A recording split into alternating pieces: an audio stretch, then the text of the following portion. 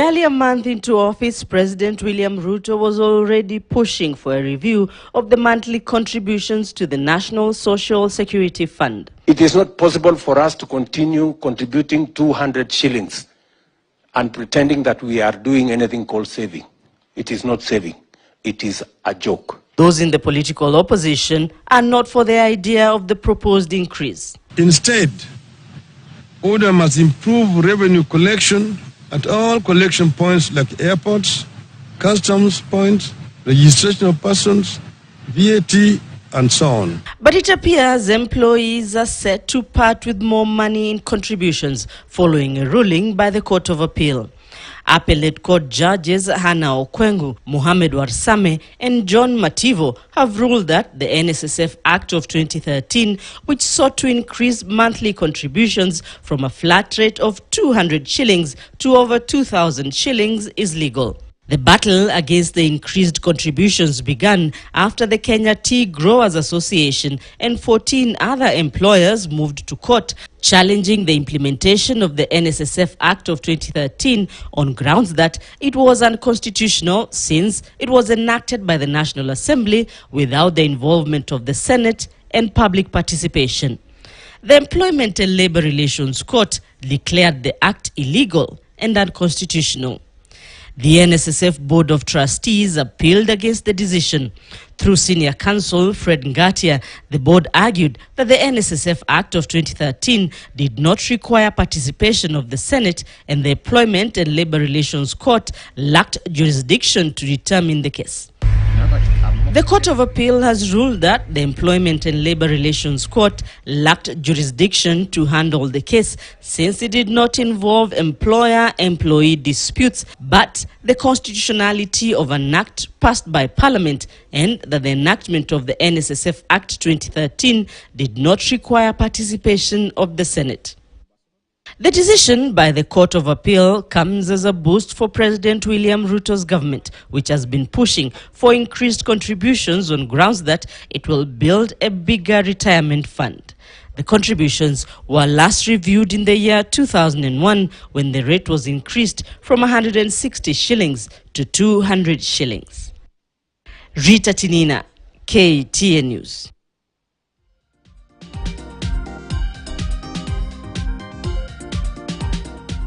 All right, welcome back. We are looking at not really Arsenal as you saw there. We shall talk about Arsenal much later. We're talking about sports economy and the handshake. That is the NSSF. I've lost my cartoon there from Victor Ndula.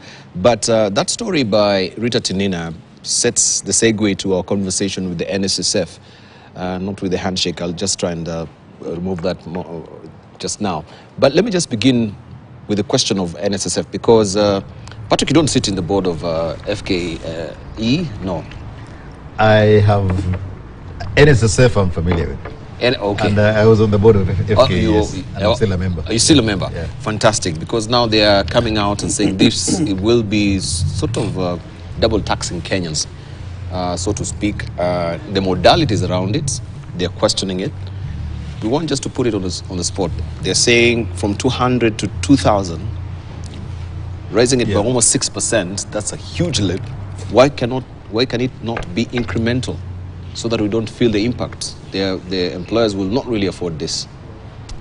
I think I can't sort of put a line on it because I was in NSSF board almost over 10 years ago. No, slightly under 10 years ago. But let's look at it historically. The NSSF has been at 200 shillings from the mid-70s. It was at 200 shillings all that time. So when it came to 2010 and thereabouts, it was felt that this has to go up. And the thinking then was that you bring it up incrementally. Yeah? And also, the question was, do you make it a single figure? Or do you create it like a normal pension fund, whereby you put in as much as you can as an individual? Yeah, so if you're if you're earning 20,000 shillings a month, 30,000 shillings a month, and you have to pay 2,000 shillings NSSF, that's a big chunk of your salary. So the idea then was to say that we've got to band it and then increase it over time. so that it becomes a viable pension platform. And that was the thinking when this thing was being discussed at that time. When it went in, it became a blanket increase to 2,000 at that point in time. That's how the legislation makers and all the rest of it put it up. And it came to 2,000, just jump-start it, and every so often, 5 years, we'll decide whether we need to increase it. So I think the principle is right, that you need to increase the amount of savings that people do, give everybody a viable pension platform, so that even those who are not in gainful employment or doing whatever it is can put into a place some money and be able to sort of have a pension at the end. The problem with NSSF is its history. If you remember the number of people who are putting their jars in that cookie can and getting money out and getting away with it, and NSSF was on its knees, right? It could not meet the payment that it had for the retirees. And it was very opaque. You couldn't see what was happening in NSSF. And people took advantage of that thing. The other problem was that at that point in time, NSSF was a real estate developer, right? Which was completely against what it should have done. It should have actually been investing in a similar manner to pension funds, where you've got the different categories and you've got limits and so forth. But most of the investments in NSSF were in property. And they tried to put money into the stock exchange and everything else, and you know what happened with trying to get in there? A lot of money was removed from the place. So it's been reformed. Let's take it that way. It's now working well. I don't know the last time you had NSSF in the news for the wrong thing. Since 2012. When was the last time you had NSSF being put in the news about things not going right, money being stolen, whatever it is and all that? They were saddled with debts. No, that is not. Is that on the clear? I think all that is clear. NSSF is now actually being run very well, right? And so long as the safeguards are in there, that are in there in terms of the tenure of service of FKE and KOTU in that place, they will really hold those people who try to come in and get money out to account. Okay, can I ask you a question, Patrick? Yeah. And every one of us as well. When was the last time you got a statement from NSSF? Contribution? I got my pension from NSSF. I got my money. No, your statement? And I have an app that I can actually see how much I'm still putting money in, this extra contribution. And I have an app I can see. So you guys haven't gone there and We've not downloaded the app.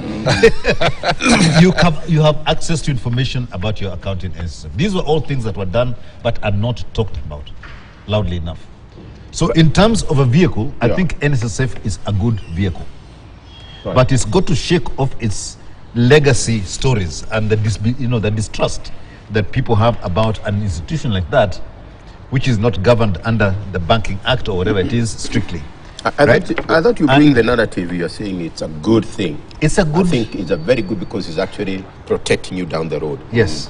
Principle is great, and it has to shed that thinking people have about that your money is disappearing. Yeah, it's actually earning good money because it was shipped. That the money is now invested into 7 different asset managers who compete to come into that job, and they have strict targets as to what they're going to achieve in terms of a return of the money they're given. So in terms of growing the wealth in NSSF, the mechanisms are there.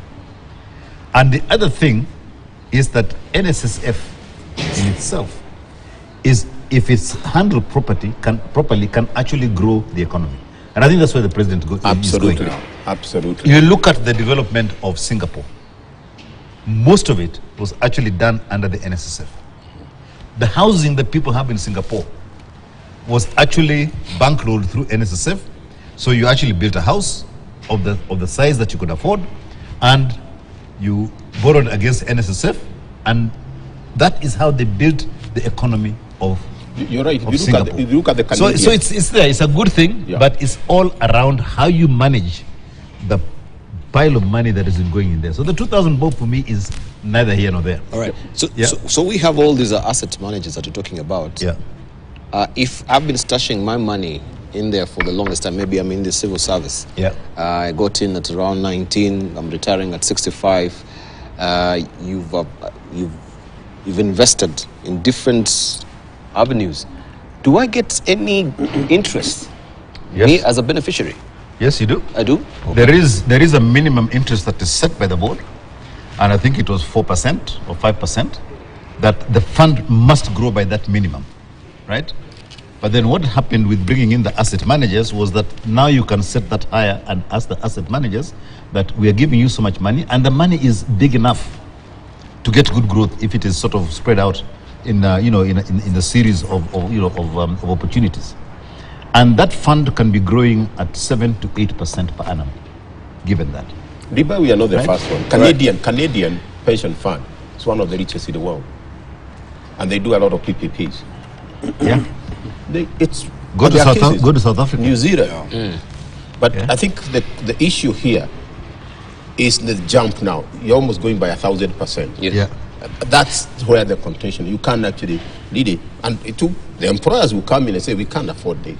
Yeah. If we go gradually, Incrementally, thinking yes. is good, because the cost of living has also changed. Somebody who retired 15 years ago, and somebody is going to retire today, the cost of living is. But Professor, he wants, Juguna wants money ASAP. There's no time for incremental increase. But you see, that's what we are getting is wrong. I say, I want this thing and I want it. But you're like, how do I get into it? We know that we have issues with meeting our obligations as a country. Thank you. Let's hear from Kim. Yeah, I think for me, first of all, I associate myself with what Patrick Obatha said. It's a good thing that we are seeing some dynamic thinking around the NSSF. And if we look at all developed economies, civilized economies in this world, I mean, they are all, underpinned by a very strong social security fund. I mean, the road network in the United States of America, it always marvels me because all the way from the north in New England to California, I mean, you'd think it's one person who sat down and designed it in one day and executed it in one day. But actually, if you look at the history of that incredible infrastructure in the U.S., it was underpinned by a strong social security fund. And the advantage of a strong social security fund where there is good governance and dynamic thinking is that it is a social safety net. It ensures that people retire with dignity. And I think another thing that really excites me about what's going on in NSSF is that it will certainly also have the effect of pushing down interest rates. Because this is long-term capital, it's patient capital. And if you look at most of the social security funds in the leading economies, the annual interest is not very high because it is actually just to ensure that they invest wisely to get a good return, grow the fund, to ensure that people get the honorable retirement that they deserve. So for me, I welcome it, and I think it's, like Patrick says, it should even be open to the private sector. I hadn't even thought about it myself that, right now, many of us would put our investments through privately owned insurance companies. Yeah. But if it was in the National Social Security Fund, in my years of active commercial activity, why shouldn't I put some of my money there for it to come back to me in my old age? The BAL, I also associate with the colleagues on supporting one. Of course, they need to have social security one that also makes sense. I think the aspect that 200 shillings contribution per month 15 or so years ago, obviously with inflation, I'm not an economist, but what 200 shillings could do then, it can't do now, definitely. But I think in all this, what's critical is the aspect of innovation. And I think NSSF, to be fair, has been trying a bit of that. I always add the diaspora part. Uganda, their national social security has got a product that's already very vibrant for diasporas. And if we have been working with NSSF, we probably need to accelerate to have that product also for the diasporas. But at the BAL, I think also it's important to distinguish between the social security fund and the pension funds, although there's similarities. But all these funds, maybe instead of them sitting idle, perhaps to be used to stimulate the economy with the private sector. I fully support that aspect. Maybe the same goes to, I think the Unclaimed Financial Assets Authority has been doing fantastic work in this regard. Is it about 50 billion Kenya shillings unclaimed maybe about half of it in cash. Obviously, if Parliament came up and together with the Cabinet with a paper that allows part of that to be invested into the economy, it helps to stimulate the economy, whether in whichever sector, whether it's the food security bonds we're talking about, or whatever other investment that gives good return. And I think what Patrick was talking about, a good example, without being seen to be a line of endorsement, I think the Standard Investment Bank is doing a mix, a balanced, where they invest in one good product, whether it's in manufacturing, in cryptocurrencies, in whatever other areas, in minerals, precious metals, and so on, so that there's a diverse mix, so that at the end of the day, you can get the 7, 8, 9% return that's being talked about. So it just requires innovation, and technology makes it easy. I'm glad to know that there is an app through which people can access. But you can extend that. You can extend that app. Sure. And they can make away every 3 months. It just pops up.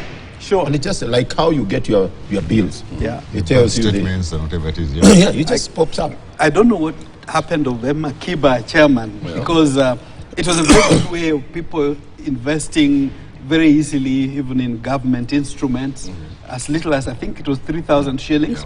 I think the aspect of promoting the savings culture, I think that's one of the pluses for me of this administration. Whether we go beyond talking about it to realize it is another issue.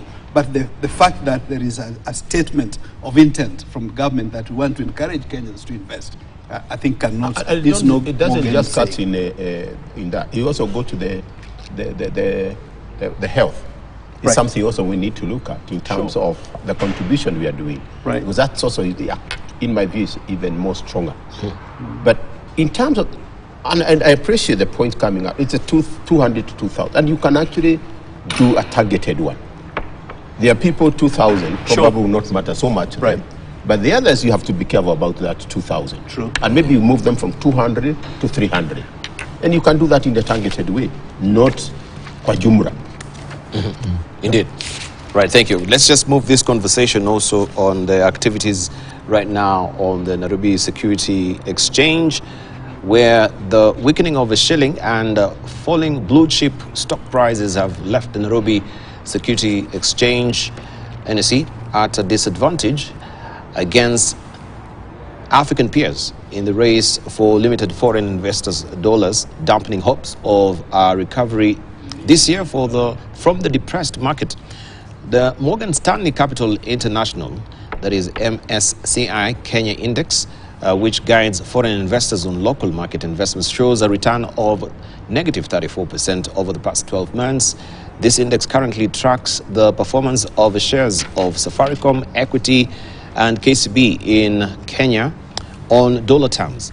Only Zimbabwe, negative 71%, and Morocco, negative 37%, have recorded a lower dollarized return compared to Kenya in the long period among the 10 frontiers and emerging markets tracked by MSCI Index in Africa. The top performing markets include Senegal, 5%, Nigeria, negative 7%, and South Africa, negative 8%, meaning that a foreign investor looking to push capital into the continent's equities will suffer low currency linked erosion of returns in these markets compared to the likes of Nairobi and Rabat. Kenya's stock market recorded a net foreign outflow of 24.4 billion shillings last year, reflecting the global capital flight to developed markets bonds where interest rates have increased.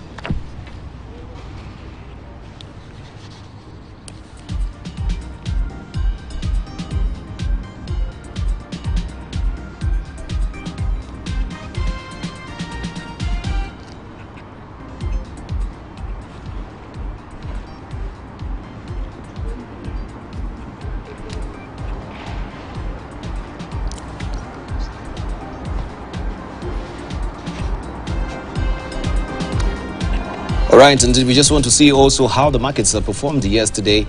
Looking at the top 5 foreign traded, the foreign turnover, Safaricom leading there by 22.5 Of course, 5.8, 1.95. That is the net flows, 12.19%. Followed by EABL. That is market turnover there, 11.73%.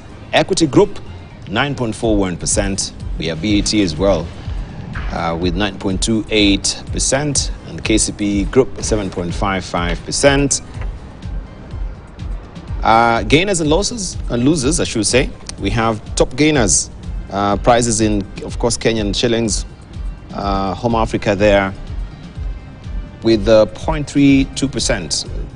Actually, 0.34%. That is the current. The previous was 0.32%. That is 6.25%, followed by Chumi, 5.56%, Britain, 3.46%, NMG, 2.75%, and Centum, 2.74%. We have the top losers, that is East Africa Portland there, who shared 8.06%, followed by TransCentury, 5.04%, Can General at 3% there, Kapchorua T, that is 0.234%, and EABL tailing there at 2.2%. And top traders, right now we had KCB there, 27.99%. We have BAT 21.4%, EABL at 5.92%, Safaricom 1.95%, and Equity Group 6.68%. And we want just to rope in now the chair of Nairobi Securities Exchange on the flight. You can tell us more about now this competition that we do have on that particular market. Debal, I knew you'd throw me under the bus. But it's a high clearance bus. You are the chair. Let's hope the bus will ride over me without killing me. But let me just start by saying that the depressed market is not something that is unique to Kenya. I mean, if you look at the geopolitical environment, there's a lot of markets have been affected. So whereas Kenya is 34% down, the Nasdaq index is 70% down. So if that's anything to go by, I think it speaks to a new global dynamic. We're also seeing many markets in the world where there's been a big push for delisting as opposed to listing. And for us in Kenya, we are very excited by the fact that the new government is keen to list state-owned enterprises, and we are looking forward to an exciting year this year. We see many big companies will be coming into the market, and I hope that activity will be fast forwarded. I even wrote an article in the paper a few days ago. Business Daily. I was just about to ask you on the privatization. On the privatization. Yes. I think for me, one of the things that is really behind the flights of foreign investors is the access to dollars. Since last year, there's been a bit of a delay by foreign investors in accessing dollars as they exit the country. And I think that speaks very, very, it sends shivers in the minds of global investors, because they would like to get into markets where they can move in, create an arbitrage in the market and move out. The second thing is that the foreign investors are coming into the country, and their dollars will realize them a value of, say, 124, 125 shillings. Perhaps trade for 4 or 5 months, or even 2 or 3 weeks, whatever time they would like to trade for. And on exit, when they go to the same bank that they brought their money in from, they will buy the same dollar for 133 shillings. So they will, even if they've made a positive gain on the market, if there was a positive arbitrage, there would be a currency loss. Sure. So it is something that we have raised many times as the capital market actors with the Central Bank of Kenya, and I think it's a conversation that needs to be had. The other thing that I would like to conclude by saying is that Kenya is just getting out of a political year, and that's why in my introductory remarks I said that we need to really shed this image of being a country that is in constant politicking. Investors assess political risk. So if we are going to start having rallies, I mean, investors, capital is a coward. It will not go to where it doesn't feel safe. So for me, I would want us to really, as a political class, encourage the political class to tone down, allow the administration to execute its agenda, let the opposition play their role in providing the checks and the balances. These markets will lift. I have no doubt about that, and I think it is just temporary slump. And in Keynesian economics, we were told that the markets, it's a cyclical fluctuation. So we are in those cycles, and it is not limited to us. Even the global economy is in a similar cycle. I think the dollar issue is affecting also the real estate market, so to speak. We can see with this, the landlords also, they are setting the rents in dollars right now. Sometimes you don't really have those good contractual agreements that this will be the currency that we'll be using, Kenyan shillings and not the dollars. So them opting also to go for the dollar for us to pay rent, then what does it portend for people who have, offices, that they have to actually pay I think a huge sum of people are being money. very, I think they're doing a disservice to this country by doing that. When people operating in an economy as large as Kenya start saying that they want to be paid in dollars for a service that is being delivered here on property that has been developed by money from here, it sends completely the wrong signal. So if Kenyans are starting to ask to be paid in dollars, I think that is a shame on the people who are doing that. It simply means that, and the impact of that could be very negative on this economy. If you look at what happened in countries like Zimbabwe, right? They moved from their own currency to sort of saying, I would prefer to be paid in this particular thing. You're saying that you have no confidence in your own currency. Now, that is the thing that you do not want to happen in this country.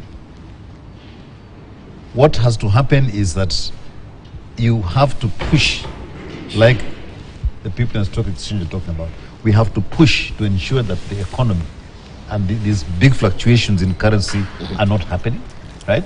And if you look at why they're happening, is obviously because of our or the fact that our economy, so most of what we do relies on massive imports in terms of dollar requirements, much bigger than what we can how much we're earning on what we send out. And if you look at the key ones that are doing it, they're all basic commodities that are actually consuming most of the foreign exchange. Even the grain that you want to bring in, right, is scarce on the global market. So even when you bring it in, okay, it's cheaper than what you're producing here, but it's not as cheap as it could have been because of this Ukrainian war. The other thing is fuel, which takes up a large chunk of our foreign exchange. And then the last one, again, our manufacturing sector is not growing as quickly as it should, and it should be facilitated in terms of making things in Kenya that do not require foreign exchange. So what happens? Look at all these shops that we have and all the little trinkets and things that have come from all over the place. All that, our purchasing is based on things that are imported.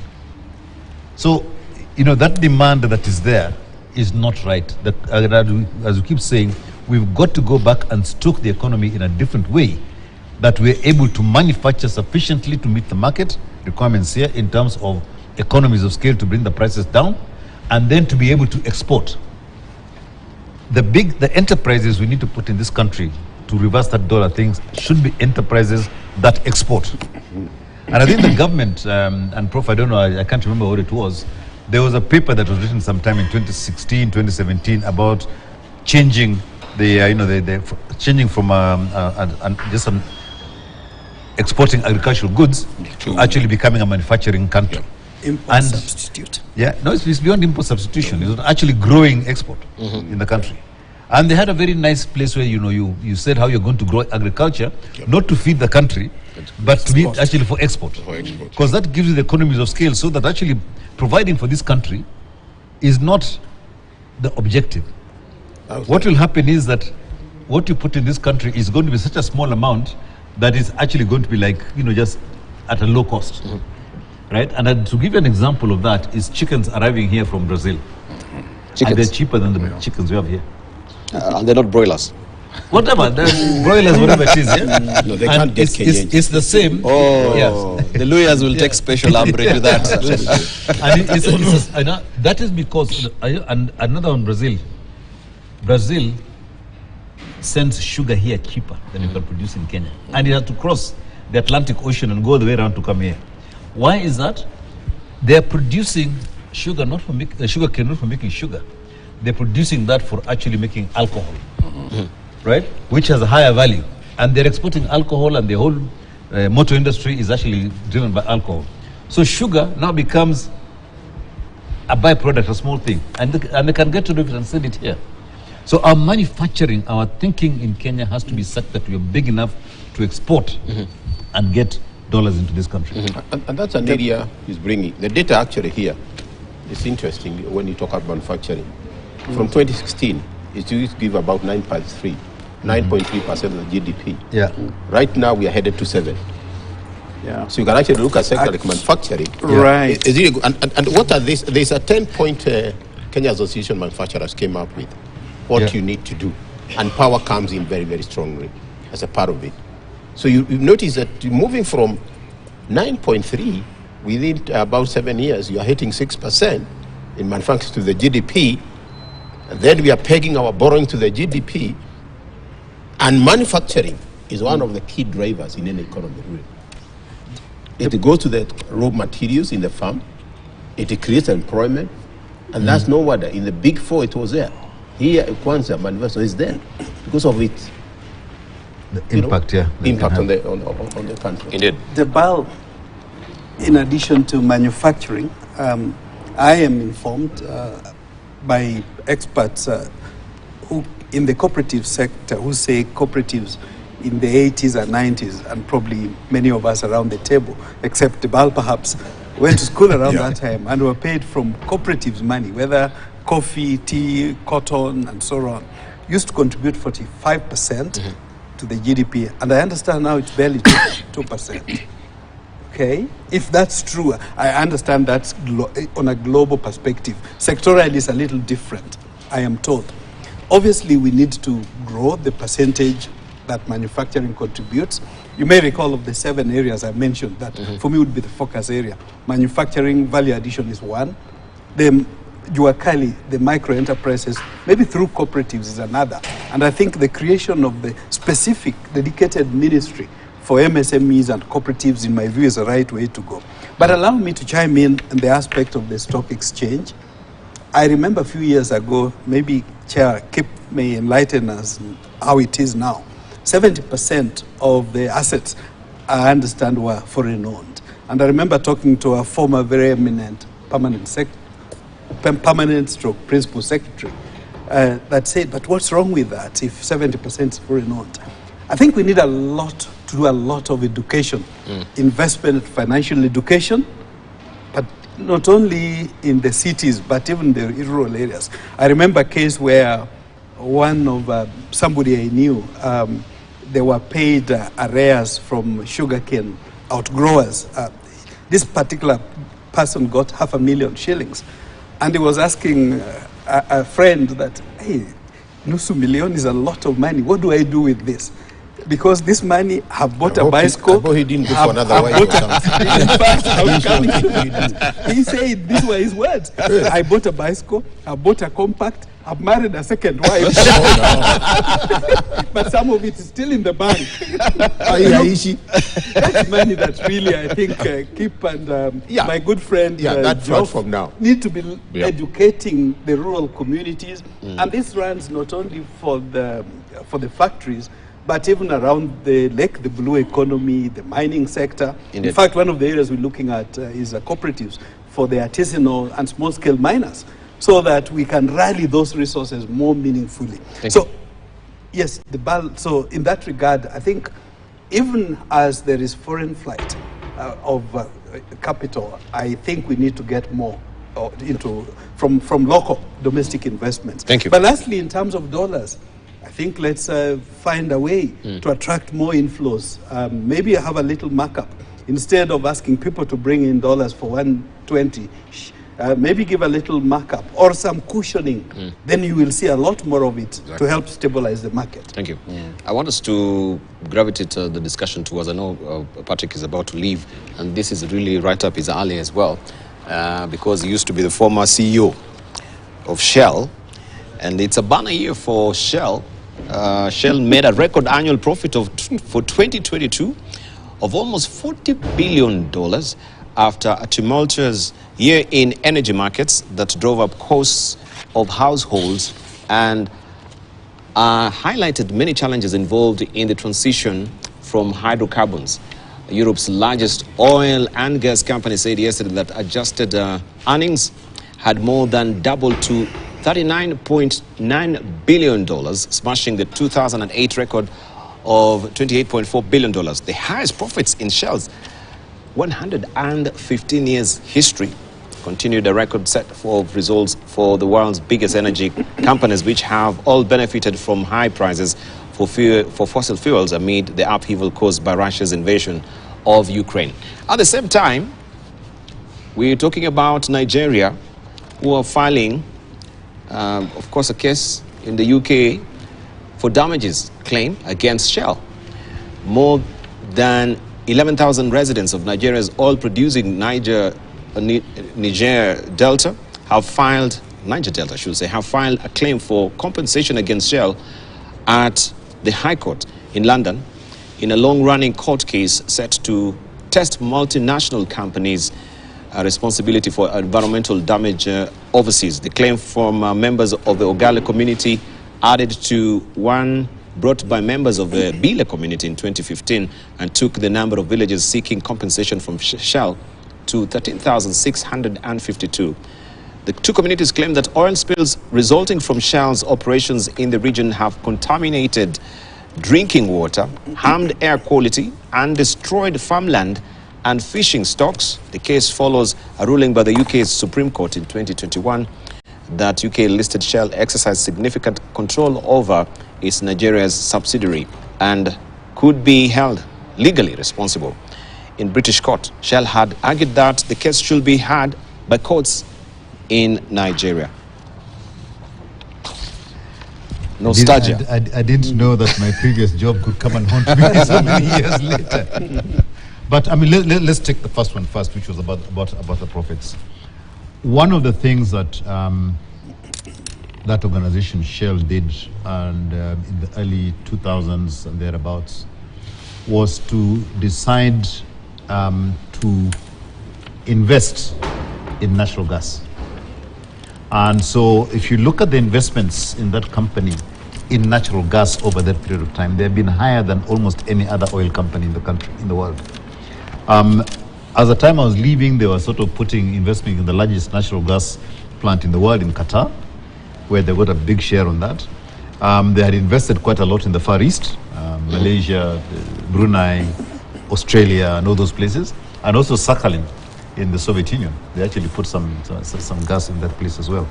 So when you are getting into this transition period, when you're talking about global warming, you're talking about all those kind of things, gas is the go-to energy, fuel. But you've also got the situation whereby the Ukrainian war also created a big demand in gas.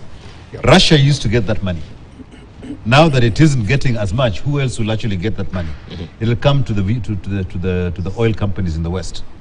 Now, there's a premium on that because the Russian gas goes in by pipeline, so it's much cheaper. But these other ones are actually in LNG, liquefied natural gas. So the cost to market and everything else, there's a margin in every single step. So when you look at the natural gas, if you've invested rightly and you've invested in the full value chain, you're making a good margin at every single point of getting that gas. So it shouldn't have come as a surprise that a lot of the oil companies would have actually made those kind of profits given the geopolitical issues that were happening in the country the whole of last year. So it is as a result of that, and it will continue, because what you're seeing is that COP27, all the COPs actually are talking about, going greener in the world, getting alternative fuels and everything else.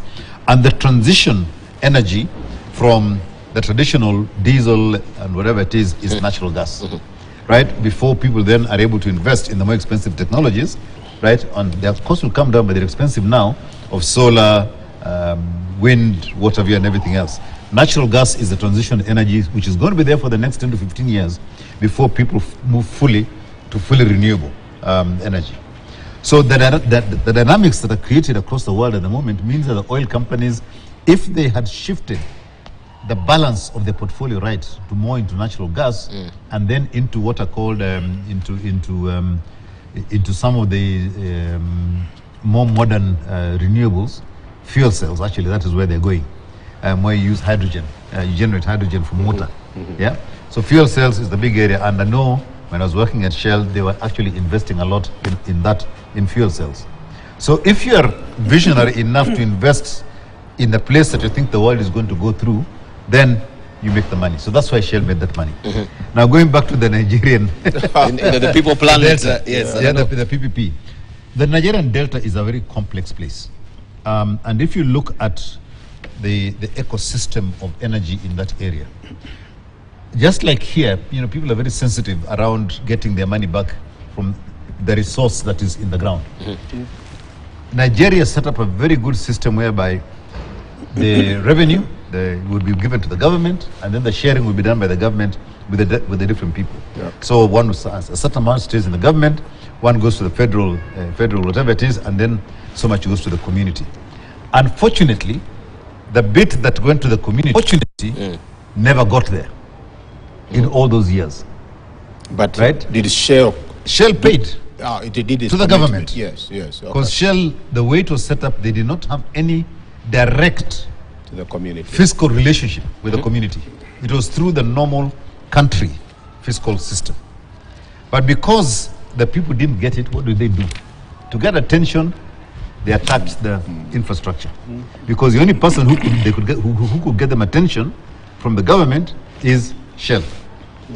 Right? So that is how Shell has now has got into this quagmire of being seen as a pollutant in that place. Yes, the infrastructure has been the one to pollute. I thought they were compensated less than 6 months ago. No, there's a continuous court cases that were started off some time back, which are actually now coming to, they probably did it in Nigeria didn't work, and then they sort of escalated to London. You look at our tea people who have gone to Scotland, stuff like that. That is how you go and you up it, and the stakes become bigger and bigger as you go that way. So ideally, and quite rightly, if you file it in Nigeria and they had filed it and nothing happens because the courts there are probably not are working in a different way, then you go and file it in that place. And Shell has had their cases filed in the UK and in the Netherlands. Those are the two places people go to because that is their headquarters, right? And some of the reasons that you're seeing a lot of capital flight from Africa, especially in the area of natural resources, is that globally the legislation is changing to not just having liability in your individual operations, right? If you're a global organization, liability now is global. Even if in every single branch that you have or whatever it is that you have anywhere in the world, liability is the law in most of those countries means that you are globally liable for anything that happens in your business. So what's happening? A lot of the companies are looking at the risks of operating in certain jurisdictions and they withdraw. So if you notice that in the 90s and in the early 2000s, all the American majors withdrew from Africa. We used to have Mobil, we used to have Caltex, we had all those companies. They all withdrew from Africa and divested because of the risk. The returns from Africa were low and the risks were high. Thank you. Yeah, so that explains it. I mean, it's a big discussion. But that is that's but it's a long protracted case as well. Yeah. But the biggest Kiprono Kitoni is the fact that we have the issue to do with which is the jurisdiction where you should be holding this court, the court case. Is it now in UK? Is it here in the country? I mean, in Nigeria, we've had the case of Facebook as well. If you've been following, Meta, and they're saying, oh, if we remit our taxes, our services we deploy here, but we are based in the UK and Ireland, no, in the US and Ireland. Yeah. That's where we should be accountable to. And we saw the court ruling as well, which will set a precedent. But in terms of ECG, and if you have a listed, I don't know if Shell is not listed, but if you have listed companies now and still they're extracting from the environment and they're polluting that environment, what should be the reaction also from the listed companies? I think first of all, that is quite a broad question, and I cannot give a specific answer that fits all situations. But suffice it to say that normally as an investing precondition, most multinationals will indicate where they would like their disputes resolved. Yeah. So in this instance, I presume, and perhaps Patrick would be in a better place to confirm it, that Shell, in their investment decision to go to Nigeria, would have indicated that should there be a dispute that is not resolved in that country, then it would be resolved in another jurisdiction, and perhaps they are the ones who chose the United Kingdom. However, a lot of, I would say the number one arbitration court globally is the International Chamber of Commerce, if I'm not wrong, Patrick, in Paris. So oftentimes many disputes are resolved there as well. Yeah. Right, thank you. Briefly, Geturo, and then we prepare our headline thoughts. Briefly. I think the narrative came very strongly from Patrick, that that predictive analysis is important, and Shell, I would say, was above the curve than anybody else. And this war came really, particularly the gas. Right now, there was so much usage of it in winter. We had the terrible winter, and that has really. And I think the other thing we need to. You can't really correlate what's happening in the Niger Delta to the profits they are making. So it's, to me, there's no here or there. Whether the Shell is making a lot of its profits because you are polluting in that part of it. If you look at our brothers, that's a resource they have been given, have not managed well. And it's sad some of the areas we have not managed those resources in the continent. Shell, in this country, Shell, I think, is one of the oldest. All the old companies have left, isn't it? And I expect in most Africa, most of them have left. Maybe Shell and Total, probably the two who have... Shell was one of the first ones to come into this country. Actually, BP and Shell came in about the right time. BP, all the rest have gone. You've only got actually the big seven sisters. You've only got Total and Shell. But Total is an Africa-centric country. Most of their business is actually in Africa. West Africa. Yeah, and wherever it is. So this is their world, and they know how to operate in this world. Exactly. And so wherever other people live, they actually take over those investments. Yeah. So yeah. I thought it was Ajib. Still have the Ajib stage there.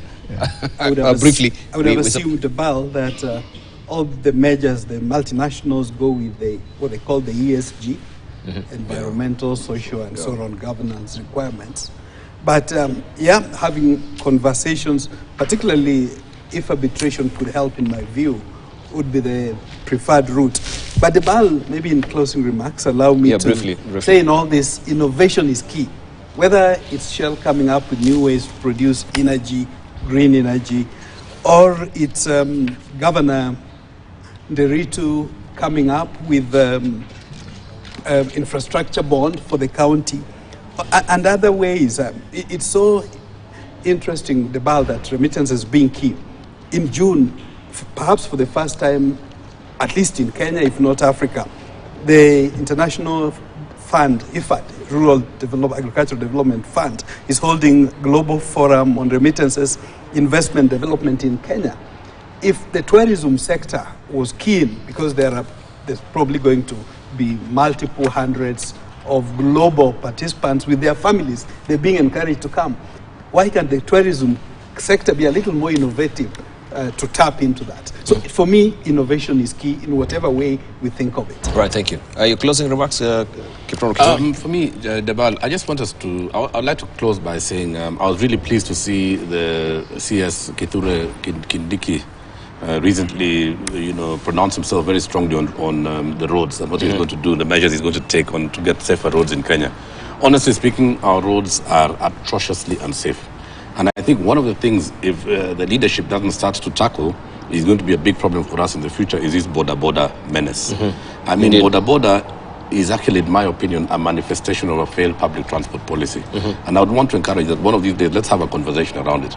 I know it provides the livelihood and the transport for very many people at the bottom of the pyramid, but it is an area which seriously requires regulation. And if we don't start to rein it in, even driving in Nairobi today is starting to become a challenge. I won't talk about my hometown of Kitale, which is a near impossibility. You cannot drive beyond 30 kilometers per hour. The borders are just literally everywhere. Right. And to make it better, bring somebody from that place. Let them come here and we talk. By Border Association. Yes. Thank you. All right, you've given your closing remarks. 30 seconds. I think for me, taking from today, we are living in a turbulent world, and we are just but a small cog in that big turbulent world. We really have to look after this small cog properly, that it can continue to be part of this ecosystem effectively. And that means, as a country, we really have to look at how we run our economy and try and make it the most resilient economy in this region. All right. Thank you very much. I really do appreciate a quick one, yes. Yeah, Turkey. Really, we need. Yeah, We indeed. need to have our minds with the Turkey. It's now hit about 15,000. Yes. Yeah. And the rescue efforts are still ongoing. And let's put politics out of it, because the opposition is saying the government is involved in the earthquake. But I think our hearts should go to the people in Turkey and Syria who lost their lives. Indeed. Yeah. Thank you very much for that observation. We're winding up right now, and I want to thank you guys for a very cogent discussion we've had this morning.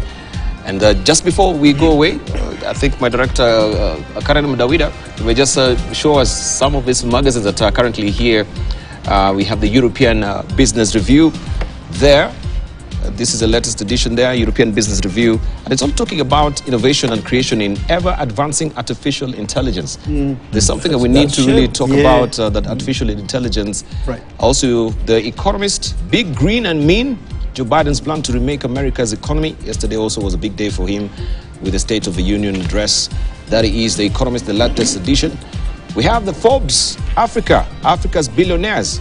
They shared a combined $3.1 billion in the past 12 months. Aliko Dangote is the richest 12 years in a row, and Christo Wies is back.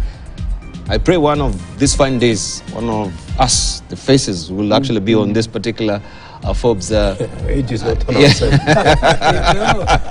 Perhaps McDonald's began at 60 as well. Yeah, this is Forbes. It is not age, it's innovation and entrepreneurship. Yeah, and entrepreneurship. Right. Still on also the what are we calling the AI? This is a Time magazine. He's saying the quantum leap. This machine can solve problems in seconds that used to take years. The future of computer is here. And that is the Time magazine. And lastly, fintech. We need to invest The non-fungible tokens, are they the future of crypto? That is a probing question. I'll be remiss if I don't show you also Arsenal. Story of Arsenal, the remarkable rise of a modern super club. You can grab a copy of Arsenal as well as the magazine. Thank you guys. I really appreciate it. Have a good day. I've been watching Sokoni here all morning. Thank you. That was interesting. We know you are